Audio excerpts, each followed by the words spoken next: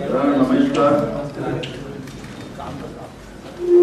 निवडणूक आयोगाने जे काही निवडणुकीचे नियम लावलेले आहेत त्याचं आपल्या नागपूर लोकसभेच्या या जे आपलं ईव्हीएम मशीनचं जे स्ट्रॉंग रूम आहे त्याला जेव्हा ट्रकनी ज्या मशीन जेव्हा अनलोड केल्या जात होत्या त्यावेळेस इथली जी कॅमेरेज आहेत हे सगळं बंद ठेवण्याचं काम झालेलं होतं आणि त्याचा व्हिडिओ आमच्या हाती लागलाय. काल आम्ही मुख्य निवडणूक आयोगालाही आम्ही तक्रार केली, राज्य निवडणूक आयोगालाही तक्रार केली आहे आणि ज्या ट्रकनी हे अनलोड केलेलं आहे त्याच्यावर बीजेपीचं त्याच्यावर पट्टा लावलेला आहे देवा आणि भगवा.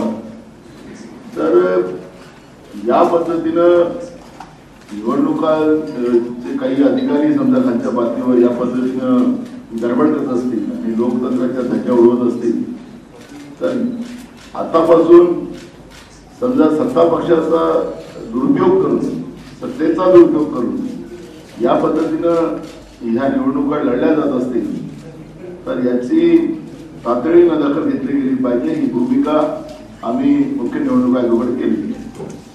त्याचा व्हिडिओ आम्ही आपल्या समोर आहे आमच्याजवळ, आम्ही तुम्हाला सगळ्यांना प्रदर्शित करतो.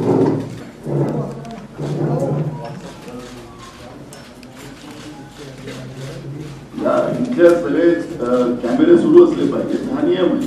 नेमकं मशीन उतरल्यानंतर त्याचं काय करतात हे ठोकळत त्याच्यावर देखरेख, कारण कॅमेऱ्याची देखरेख असलीच पाहिजे. तर एलईडी स्क्रीन बंद ठेवलेली आहे. निवडणूक आयोगाकडे आमची याची तक्रार पण आम्ही केली. जियो का राउटर था, इंटरनेट कनेक्शन उसमें नहीं होना चाहिए, ऑफलाइन सारा होना चाहिए क्योंकि इसके बावजूद वहाँ जियो का राउटर भी देखा गया है, उसका भी वीडियो हुआ.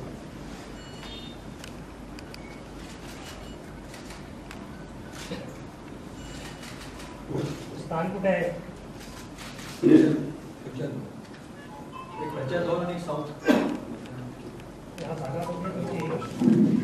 हे दक्षिण नागपूर.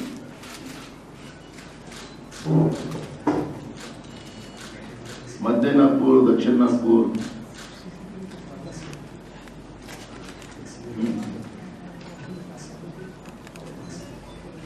मैं जब ये नामांकन के बाद मैं पदयात्रा कर रहा हूँ तो जनता का सैलाब रोड पे आ रहा है, लोग मेरे साथ दे रहे हैं. कई संगठनों ने मुझे सपोर्ट डिक्लेयर कर दिया. ऐसे समय में गडकरी जी कैसे बोल सकते हैं कि मैं 5 लाख वोट से चुन के आ रहा हूँ?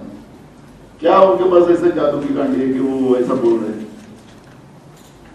आपका ये कहना है कि ईवीएम से छेड़छाड़ी ये हम अभी से हम चुनाव आयोग को इस खबर कर रहे हैं, जिसके बारे में कांग्रेस ने मुख्य निवडणूक आयोग को भी कई बार इस बात को अवगत कराया है और मुख्य निवडणूक आयोग ने यही कहा है कि वोटिंग मशीन में कोई गड़बड़ नहीं होगा और हम पूरा ख्याल रखेंगे.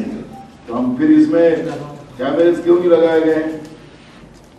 हमारा यही कहना है वो जो ट्रक है उसमें सिर्फ बीजेपी का ही पट्टा क्यों लगाया गया है, ये भी हमारी बात है.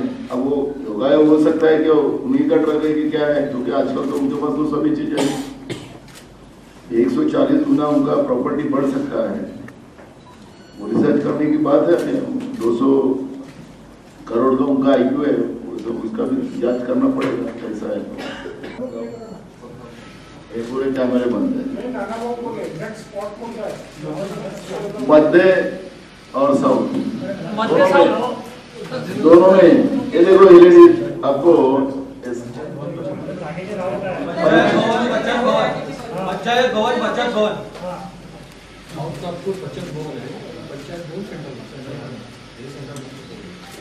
ये सेंट्रल नागपुर का वीडियो. एलईडी स्क्रीन पे आपको कौन से कैमरे शुरू है वो पूरा अपने को दिखता है. ये आपने देखा होगा कि इसमें पूरा खाली पड़ा है. क्या वजह बताई कि बंद होने की बताई?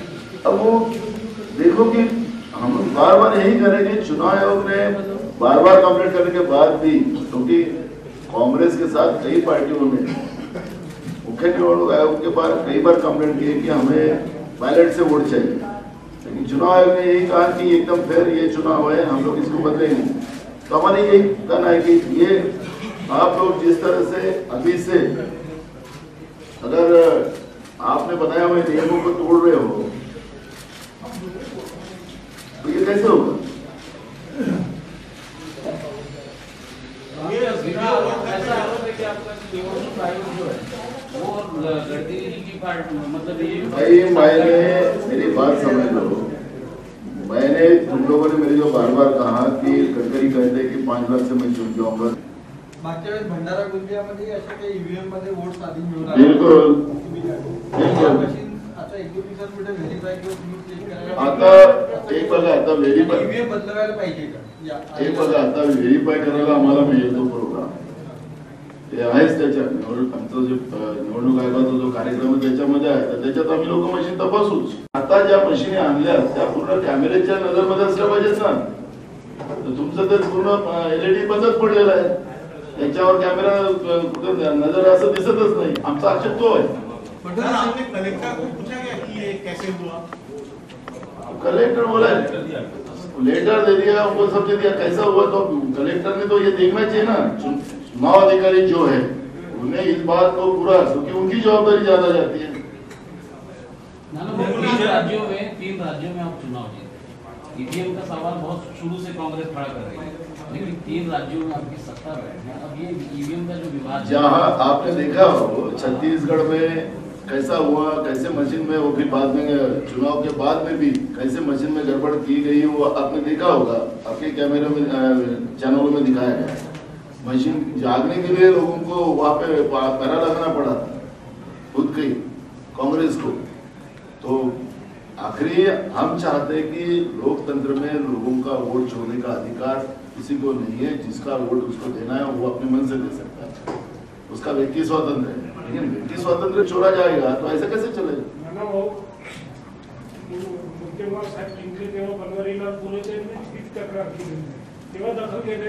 एक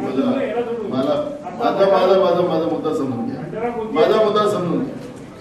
आम्ही बिफोर या सगळ्या गोष्टीची तक्रार करतो आहे, हे आमचा अधिकार आहे. एकदा मशीनला सील लागला वोटिंगच्या वेळेस, त्याच्यानंतर आमच्या तक्रारीचा काही उपयोग राहत नाही. मुत्तेमवार साहेब जिंकले त्यावेळेस पूर्वजांनी जी तक्रार केली होती ती रिझल्ट आल्यानंतर केली. आम्हाला जे अधिकार आज आहेत त्या अधिकाराचा वापर आम्ही करतोय. या ईव्हीएम मशीन्स आणल्या गेल्या तर काँग्रेसच्याच काळात आणल्या गेल्या. मग अशा बिघडलेल्या किंवा नादुरुस्त मशीन्स का आणल्या गेल्या? आपण आता असं आहे ज्येष्ठ आहात, मी उत्तर आता काय द्यावं मला कळत नाही. माझ्याजवळ नाहीये तुमचं उत्तर साहेब. हे शहरचे अध्यक्ष आहे आमच्या पक्षाचे, काँग्रेसचे. हेडमास्टर तर राहिलं पाहिजे की बाबा कोणी गडबड करू नका, गडबड केली तर कारवाई करू. तर त्याने चुकीचं काय बोलले? आपण शाळेत शिकलो साहेब, आपल्याला मास्तर हेडमास्टर कसं करायचे, तुम्हाला इकडे तिकडे बरोबर कॉपी केली तर तुम्हाला फॉर्म घेईल, सस्पेंड करून टाकेल असं म्हणायचे की नाही? होत आहे. तर त्याच्यामुळे पण मी तुम्हाला सांगितलं काँग्रेस एकजूट आहे, त्याच्यामध्ये कुठलाही फरक नाही. पण भाजपमध्ये काय गडबडी आहे ते तुम्हाला निवडणुकीच्या नंतर लक्षात येईल. मी तुम्हाला आतापासून सांगतोय, मी ब्राह्मण देवता नाही आहे, पण मी थोडस मला जे काही कळतं जमिनीवरचं त्याच्या आधारे सांगितलं. लोगों के ऊपर भय की वातावरण बनाई, क्योंकि आज मैं उत्तर नागपुर में था तो लोगों को डर है कि हमारे पूरे मकान तोड़ देंगे, नोटिस इशू कर दिया. अब कैसा है कि ऐसा डर अगर पैदा तुम लोकतंत्र में लोगों को बना दोगे तो ये तो सबसे बड़ी तकलीफ की बात है. नाना भाऊ, कल नितिन गडकरी जी ने साफ तौर पे अपने कार्यकर्ताओं को संबोधित करते हुए ये भी कहा, जैसा योगेंद्र जी पूछ रहे थे, कि मेरे साथ कांग्रेस के कई नेताओं के मुझे फोन आते हैं और वो कहते हैं कि हम मन से अगर वहाँ मतलब शारीरिक रूप से उनके साथ में है, लेकिन दिल हमारा आपकी तरफ. मैं एक बात स्पष्ट करता हूँ, गडकरी जी झूठ बोल रहे हैं. झूठ इसलिए बोल रहे हैं कि गडकरी जी खुद उनको फोन करते हैं, हमारे कांग्रेस वाले नहीं करते. मैं तुमको कॉल रिकॉर्ड भी दिखाऊंगा समय आने के बाद, मेरा समझ लो तुम. गडकरी जी कैसे क्या तो कुछ बोल लेते हो. वो बोलते जो अपना घर नहीं चला सकते वो देश का चलाएंगे. मेरा बात समझ लो ना. कांग्रेस के नेताओं को कौन फोन कर रहा है इसके जरिए कौन फोन कर रहा है, क्योंकि गडकरी जी खुद करते हैं कि भाई देखो आपका मैंने काम कर दिया, मैंने वो कर दिया, क्योंकि गडकरी जी का हमेशा रहता है सत्ता में हम लोग उनके 2 काम कर लेते हैं, ऐसा तो जाहिर बोलते हैं, तो उनको काम का याद दिला देते हैं, बोलते हैं नहीं मेरे साथ रहो, वो बाहर का है या ऐसा है। फोन पे मेरे को कई हमारे नेताओं ने बताया कि गडकरी जी को मुझे फोन आया और ऐसा से गडकरी जी बोल रहे हैं, तो हमारे कांग्रेस के लोग नहीं कर रहे, वो कर रहे। उनको क्या होगा, मैंने कहा ना कि भाजपा से उनको डर पैदा हो गया, इसलिए वो हमारे कांग्रेस के लोगों को फोन करते हैं। साहेबांचं 2014चं भाषण सगळं तुम्ही ऐकून घ्या। त्यावेळेस त्यांनी सांगितलं नाही खासदार महोत्सव मी साजरा करणार, त्यावेळेस सांगितलं होतं की मी रोजगार निर्मिती करेल, मियानचा उद्धार करेल। तुम्ही सगळेजण मियानमध्ये जाऊन या, रामदेव बाबांनी काय केलं आणि कुठे उद्योग आले।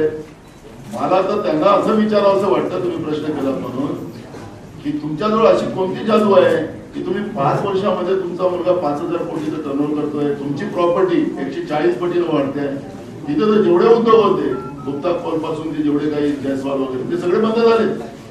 अनेक उद्योग, आता मी मगाशी बाजारपेठेत होतो तिकडल्या पटक्याच्या दुकानं बंद केली लोकांनी। असं कोणत्या पुढचं समाज त्याच्या गडकरी साहेबांजवळ जादूची कांडी आली। जे स्टॉक रूम्स आहेत इथं आपल्या नियम ठेवलेले आहेत, इथं पूर्ण कॅमेरे सुरू असले पाहिजे, एलईडीला ते दिसले पाहिजे। आम्ही तुम्हाला जे व्हिडिओ दाखवला त्याच्यामध्ये सगळं स्क्रीनवर काही आपल्याला कॅमेरे सुरू आहेत, मशीन त्या कॅमेऱ्याच्या देखरेखीमध्ये आहे, असं कुठे दिसत नाही।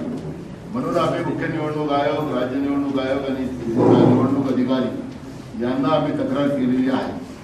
आम्ही तुमच्या समोर याच्यासाठी आलो की याची दखल तातडीने घेतली पाहिजे आणि निवडणूक ही पारदर्शकपणाने झाली पाहिजे। जनतेच्या मताचं खऱ्या अर्थानं त्यांनी दिलेलं मतदान त्याच ठिकाणी जावं, हा तेवढा आमचा प्रामाणिक उद्देश आहे। ट्रक बद्दल जो ट्रक आहे त्याच्यावर बीजेपीचं हे लावलेलं आहे कलर, यामुळे ते निवडणूक आयोगाने ते पण बघावं।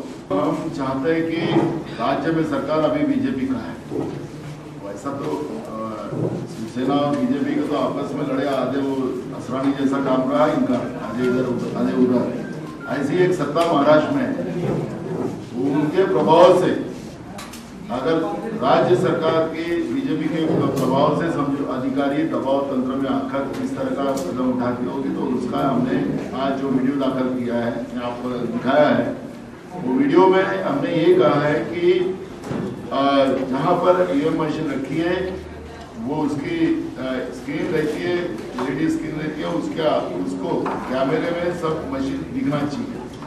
लेकिन आपको हमने उसकी दिखाया है तो उसमें कहीं पर भी तो स्क्रीन पर आपको मशीन वहां पे नजर नहीं आ रही है। इसका मतलब जो कैमरे के नजर में ये मशीन रहना चाहिए वो नहीं है।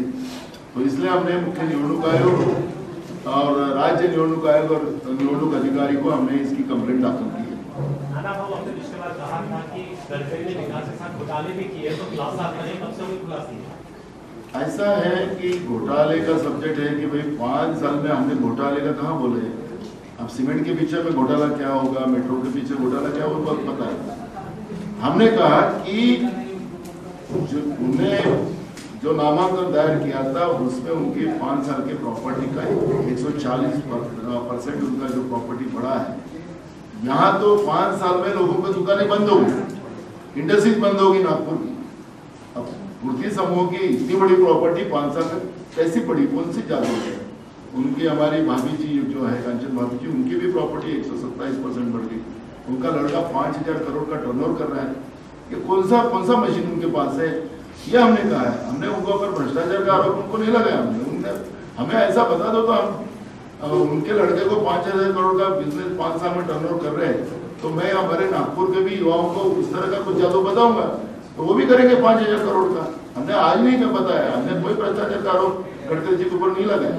गडकरी जी हमारे लोगों को फोन कर रहे हैं और वो भाई मेरे को मदद करो, क्योंकि उसका प्रॉब्लम ऐसा है कि भाजपा में ही खुद करता है, भाजपा वाले उनको सपोर्ट नहीं कर रहे, वो कांग्रेस वाले का सपोर्ट मांगते हैं।